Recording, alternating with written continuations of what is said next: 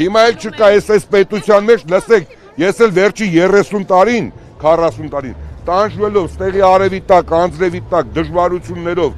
միշտ միջոցները չբավականացնելով, տարբեր գործողությունների արդյունքում մենք այս երկրում ամեն ինչ այլ ենք։ Թող ամեն մեկը վերընկնի իր տեղը, հերիք եղավ։ Այստեղ կարող է մենք էլ բան ենք,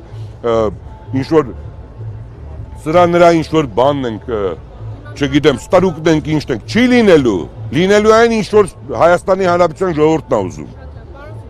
Ասեք։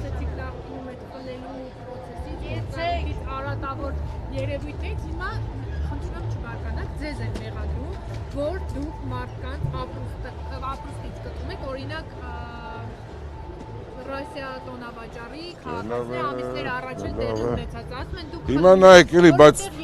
դուք որտեղ եք ծնվել։ Ես Շիրակի մարզի Նորքյան։ Ինչ հետաքրքիր է, բա ֆրանսերեն խոսացեք ինձ հետ։ Ինչի՞։ Բա ինչ եք ասում, ասում խլում եք։ Լսեք, օրինակ դուք իրավունք ունեք հիմա լրագրողը աշխատեք։ Մարդը, որը որ Մարդուն ասել են եկեք ավելի պայմանները լավացնենք, որտեղ այսօր ժամանակակից առևտրի կենտրոնները ուրիշ տրամաբանության տակ են աշխատում։